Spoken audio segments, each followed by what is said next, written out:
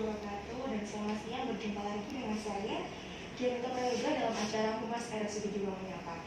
Tentunya seperti pada hari-hari sebelumnya, saya hari ini tidak sendiri. Saya ditemani oleh seorang narasumber. Beliau adalah Dr. Agung Sutiadi, spesialis bedah umum di Rumah Sakit Umum Daerah Kabupaten Jombang. Nah, untuk tema yang akan kita bahas kali ini seputar tentang deteksi dini dan penata laksanaan kanker payudara. Sebelum kita membahas tentang materi kita sapa dulu beliau. Selamat siang, Dr. Agung. Ya, selamat siang. Selamat bertemu. Mungkin pemirsa atau audiens mungkin membukanya pada saat malam juga bisa. Ya, jadi perkenalkan saya Agung Supriyadi yang bekerja di RSUD Jombang. Kebetulan saya adalah dokter bedah di sini. Ya. Saya dokter ya. Ya. Ya, alhamdulillah. Ya. Sepertinya baru pertama kali ini ya ngisi acara ini ya, dokter ya. Yang di sini ya, tapi di tempat lain mungkin. Iya. Perdana. Nah, dokter, seperti yang saya sampaikan di awal tadi, ini kan kita hari ini akan membahas tentang deteksi dini dan penata laksanaan kanker payudara. Betul. Mungkin bisa dijelaskan apa sih dok itu kanker payudara dan apa bedanya dengan tumor? Ya, ini pertanyaan yang dasar, sering kali baik pasien sudah dijelaskan, kemudian bingung. Kenapa? Informasi di media, di internet itu banyak sekali yang sumber-sumbernya itu menyatakan A, B, C, D. Jadi pada prinsipnya kanker adalah tumor. Tumor adalah semua benjolan yang pada kondisi normal tidak kita dapatkan. Artinya Anda terbentur kendaraan, terbentur pinggir meja, bengkak, itu adalah tumor. Tetapi itu bukan neoplasma. Jadi istilahnya tumor karena trauma. Sedangkan yang berkaitan dengan penyakit yang kita tangani biasa adalah neoplasma, pertumbuhan sel-sel yang tidak normal. Abnormal. Terus apa bedanya kalau sama-sama abnormal dengan kanker? Jadi kita membedakan jinak ataupun ganas itu apabila peringainya. Jadi sel itu ibaratnya dalam populasi tubuh kita ada yang sifatnya mirip dengan sel normal. Dia tumbuhnya tidak banyak perbedaannya, tumbuhnya pelan, tidak menyebar ke tubuh bagian yang lain, juga tidak memiliki anak sebar istilahnya. Itu adalah sifat-sifat dari tumor jinak. Jadi dia pertumbuhannya pelan, terbentuk kapsul, jadi ada dindingnya.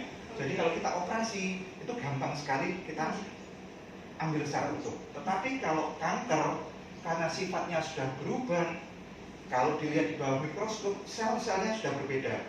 Contohnya gini, sel kanker payudara. Maka sel kanker itu sudah berbeda morfologinya dengan sel yang ada di sekitarnya. Nah, seperti itulah. Jadi kalau masyarakat umum membedakannya bagaimana? Nanti Anda kita periksa, kita pastikan ini memang yang jinak atau yang ganas. Ya. Jadi pada dasarnya tumor ini disebabkan karena pertumbuhan abnormalitas dan dibedakan menjadi antara tumor jinak dan ganas. Ya. Nah, menurut pengetahuan dokter nih, untuk angka atau tingkat prevalensinya yang saat ini kasus-kasus kanker payudara di Indonesia sudah mencapai berapa persen ya dokter? Khususnya di daerah Jombang sendiri. Kalau data di Jombang kita tidak ada, karena di sini center penanganan tumornya banyak. Terus juga untuk kasus-kasus yang berat, kadang keluarga pasien sudah langsung berangkat ke center pendidikan atau pelayanan yang lebih dekat, Mojokerto atau Surabaya, sehingga data realnya tidak. Tapi kita yang memegang data nasional adalah kalau kanker payudara adalah penyebab keganasan nomor 2 dibandingkan kanker serviks. Jadi nomor 2.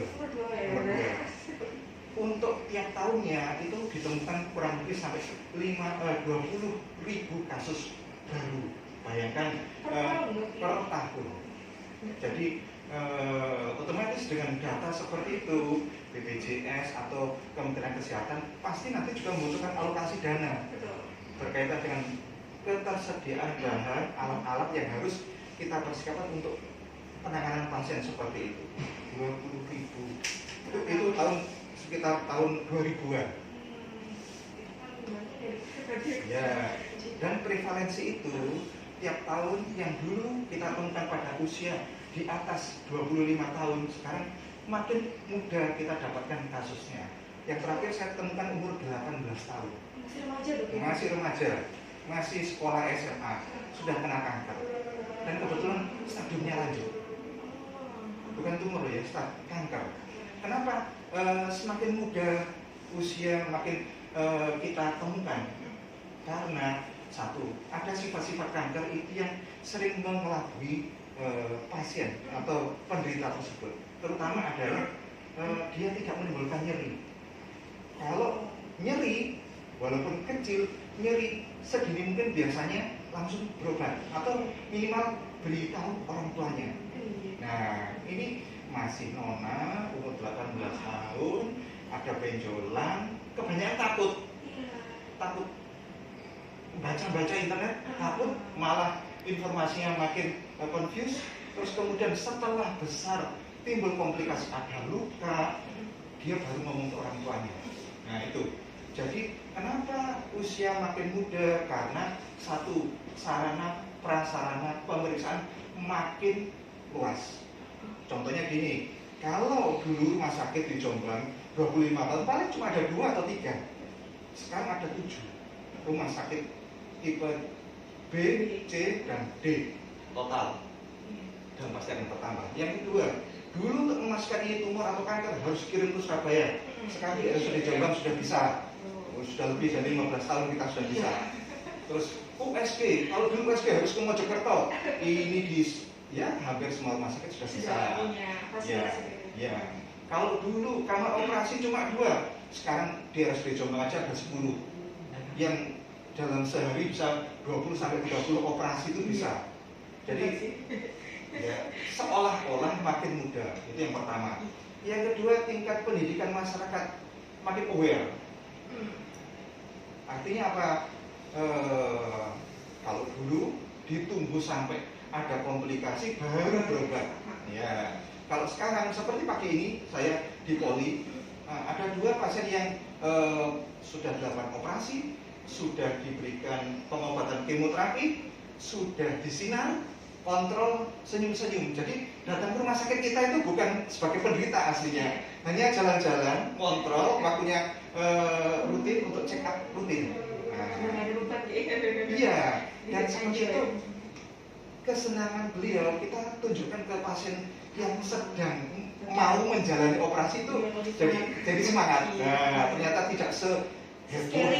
Iya, yang kalau Anda lihat film ya, katakanlah kanker payudara disinar dioperasi sampai perdarahan. Beliau sendiri yang tanya cerita gitu lebih dipercaya daripada kita. Ada survivor ya. Jadi seperti itu. Tadi kan jenengan menyinggung terkait stadium ini ya. Nah, untuk kasus atau penyakit kanker ini dari tingkat keparahannya ini dibagi menjadi berapa stadium? Ya, jadi kalau stadium, jadi ini sudah mengarah ke medis. Sebenarnya tidak bagi pasien tidak terlalu penting stadium. Asal datanglah sedini mungkin. Ada benjolan apapun, pada usia berapapun datanglah sedini mungkin. Karena kalau stadium 1 dan 2 itu habis operasi cukup, tidak perlu kemoterapi. Orang kebanyakan takut itu karena habis operasi harus dirujuk untuk kemoterapi, untuk sinar. Yang pemikirannya waduh kayak di film. Nah, jadi stadium 1, stadium 2 tidak perlu kemoterapi. Stadium 3 cukup diberikan kemoterapi, tidak perlu sinar, kecuali kalau sudah ada metastase lokoregional. Stadium 4, nah ini agak beda. Kita harus merujuknya dulu. Downstaging artinya pas stadium 4 diturunkan menjadi stadium 3A atau 3B, baru kemudian oleh dokter bedah onkologi atau dokter bedah umum kita lakukan operasi. Ya. Tadi kan dijelaskan juga bahwa salah satu penyebab dari kanker ini timbulnya benjolan ya dokter. Ya. Nah, mungkin juga bisa dijelaskan secara detail selain faktor-faktor itu tadi adanya benjolan, ada faktor-faktor lain nggak yang menyebabkan? Jadi kekhasannya sel kanker payudara atau tumor payudara, kalau kita membayangkan menceritakan suatu sel, pasti penderita atau audien atau bapak ibu sulit menggambarkan. Sel itu ibaratnya kalau panjenengan beli onde-onde itu ada wijennya. Jadi kalau sel di permukaannya juga banyak reseptor. Reseptor ini salah satunya adalah reseptor hormon estrogen dan progesteron. Jadi makin tinggi kadar hormon yang ada di tubuhnya, beresiko untuk mempercepat pertumbuhan. Tapi jangan dibalik, berarti kalau panjenengan hormonnya tinggi itu resiko terjadi kanker terbalik. Ya, kalau sudah berubah sifat dari sel normal berubah menjadi sel jinak, itu status hormonal sangat penting. Oleh karena itu, kalau kita melakukan pemeriksaan epidemiologi, selalu yang ditanyakan menikahnya usia berapa? Makin awal menikah, kemudian berarti expose terhadap hormon juga besar. Menyusui, apakah menyusui? Kalau menyusui berarti hormonnya turun, kok bisa? Iya, karena hormon laktogen dihasilkan pada wanita menyusui itu akan menekan kehamilan. Ya, Anda lihat kan, kalau kebanyakan menyusui jangka panjang, kebanyakan selisih dengan adiknya agak jauh, kecuali kalau ke 9, itu lain perkara. Jadi makin lama menyusui, berarti resiko expose sel terhadap hormon akan berkurang. Dan ada beberapa obat yang memang tinggi kadar estrogennya, apabila di tubuhnya sudah ada sel jinak ataupun ganas dengan ekspos terhadap estrogen dalam bentuk apapun, mempercepat pertumbuhan. Jadi bukan berarti dok, kalau saya pakai pil KB, apakah menjadikan keganasan? Tidak, kalau dia tidak memiliki sel kanker atau sel tumor. Nah, itu yang seringkali dikacaukan oleh pasien. Nah, apakah faktor dari penyebab kanker payudara ini termasuk bisa juga karena faktor genetika itu bisa juga? Jadi cikal bakal kenapa sel berubah sifat adalah pada saat pembelahan. Ya tadi kita ibaratnya adalah undi-undi. Kalau Anda punya 2 anak saling berebut undi-undi, dibelahlah sama orang tuanya. Kalau pembelahan itu normal, maka tidak ada kerusakan genetis, materi genetis. Tetapi karena suatu sebab, maka pembelahan tidak sempurna, maka ada kecacatan genetis.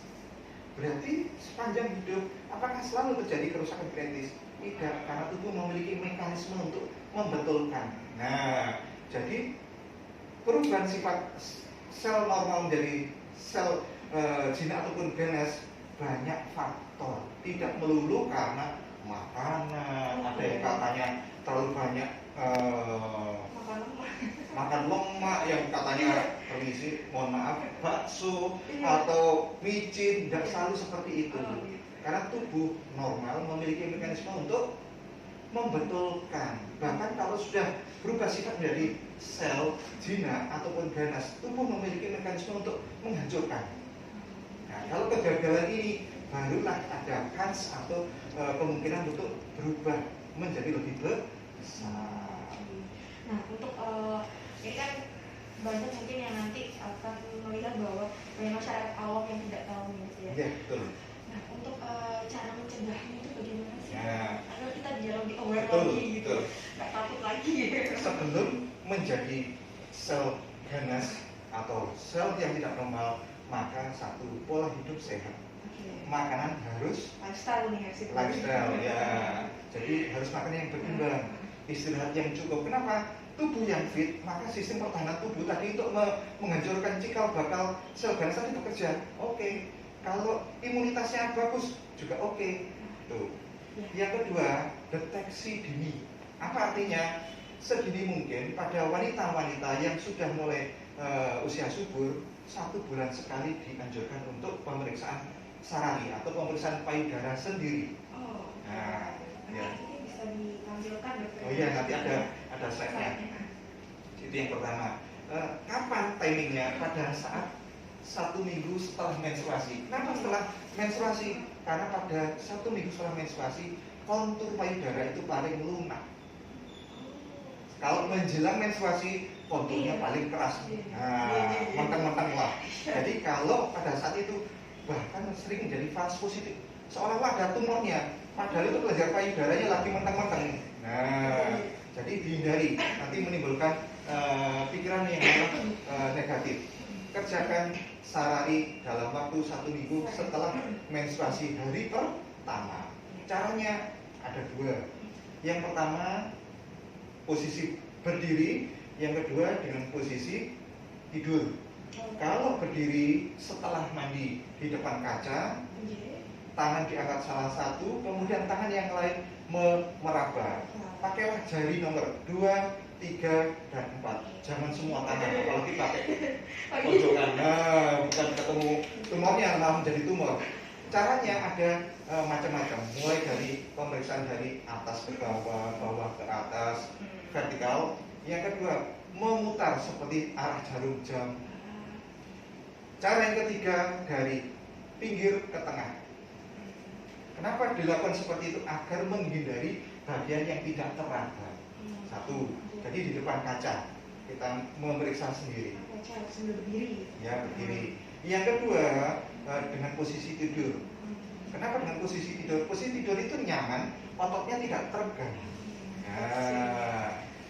Dengan membuka pakaian atas diraba sendiri. Jika pada saat pemeriksaan sarari atau sadari ditemukan sesuatu yang mencurigakan, baru kemudian dibawa ke tenaga medis atau rumah sakit untuk memastikan yang bendol itu apakah bendol. Yang kedua, kalau memang bendol itu mencurigakan agar bisa ditindaklanjuti. Nah, pesannya di sini adalah apabila Anda melakukan pemeriksaan dan menemukan sesuatu yang mencurigakan di rumah sakit umum Jombang, pemeriksaan USG sudah siap, mamografi sudah siap, FNAB untuk menentukan jenis tumornya juga sudah siap. Dan itu bisa dilayani semuanya dengan BPJS. Tidak perlu mengeluarkan dana tambahan.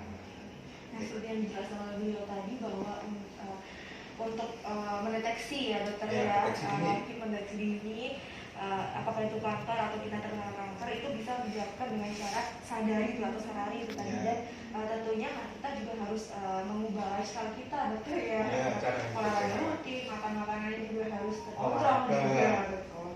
Nah dokter, jenengan kan sekarang praktik di Polibida di RSUD Jombang. Untuk saat ini kasus yang paling banyak yang sering jenengan tangani kasus apa dokter? Tumornya? Ya, tumornya atau apa? Jadi kebanyakan kita sekarang sudah menerima pasien-pasien yang jauh lebih baik dibandingkan 5-10 tahun yang lalu, yang sering sudah ada nanah, luka, jelek. Ya memang masih ada 1-2 dalam 1 bulan itu, tapi jauh ukurannya mengecil, sehingga kita bisa melakukan operasi tuntas di sini. Bahkan kalau misalnya operasi itu advance, artinya kulit tumornya ukurannya saking besarnya kita tidak bisa menutup kulit, di RSUD Jombang sudah ada tenaga dokter bedah plastik yang beliau bisa melakukan rekonstruksi untuk menutup sehingga lukanya tetap nice. Tapi nggak bisa loh, misalnya BPJS udah payudara saya biar bagus, biar operasi tidak bisa ya. Jadi itu yang normal itu ya. BPJS tidak bisa untuk kosmetik. Ya. Nah, dokter, untuk penyakit kanker payudara ini, apakah kemungkinan sembuhnya bisa atau gimana dokter? Jadi kita mengacu kesembuhan adalah 5-year survival rate. Jadi angka kekambuhan dalam 5 tahun. Makin awal penemuan dan penanganan kanker pada stadium 1, maka 5-year survival rate-nya 80% lebih. Pada stadium 2 sekitar 60-70% dalam 5 tahun tidak terjadi kekambuhan. Itu cukup bermakna.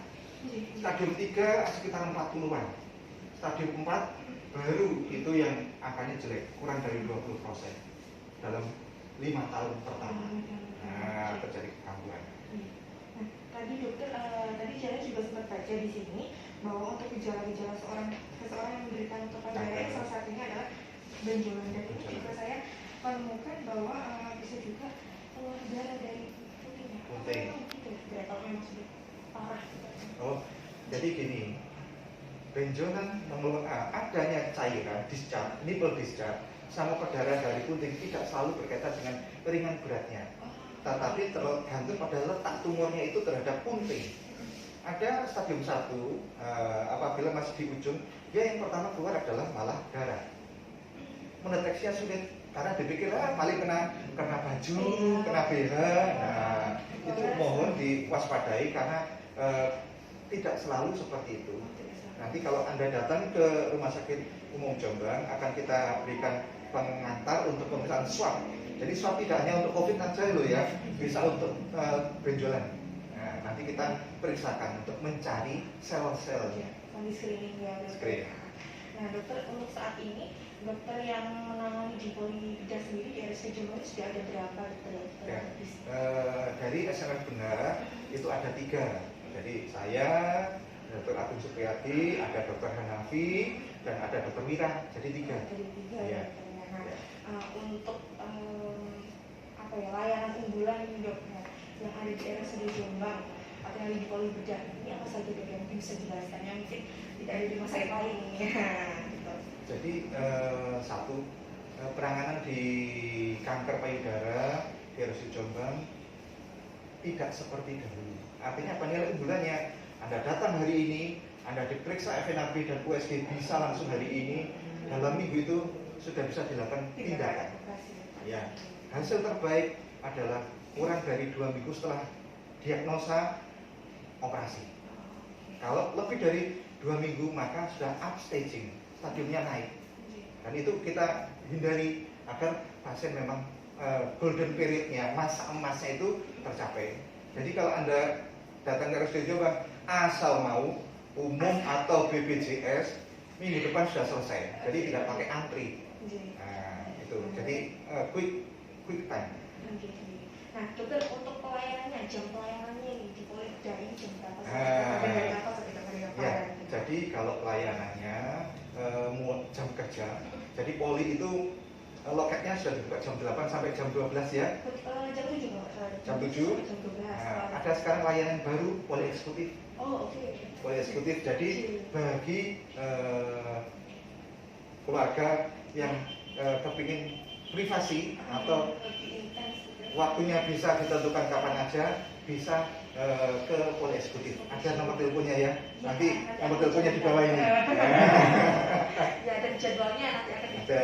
Nah, untuk Polda sendiri berarti hari Senin sampai dengan Jumat ya. Untuk loket kamar operasi Senin sampai Sabtu. Tidak ada libur kecuali minggu. Kalau hari Senin sampai dengan Kamis untuk pendaftarannya dari jam 7 pagi sampai dengan jam 12 siang. Sedangkan kalau hari Jumat dari jam 7 sampai dengan jam 11 siang.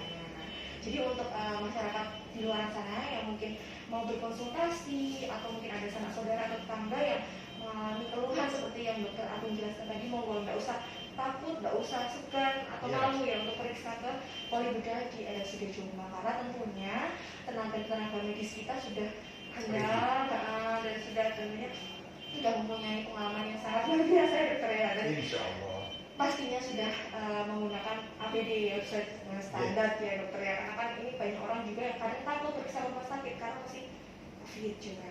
Dokter, sebelum kita closing acara ini, mungkin ada advice atau pesan-pesan bagi masyarakat di luar sana, monggo disampaikan. Ya. Seringkali bapak, ibu atau putrinya takut atau sungkan karena membuka aurat.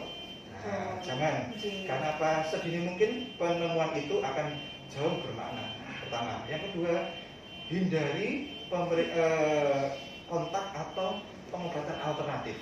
Karena banyak kejadian kita sudah menerima yang sudah bernanah, berbau, dipikir hanya luka. Ternyata itu adalah keganasan. Ya, karena jangan takut, operasi dengan BPJS kita tidak ada masalah. Ya.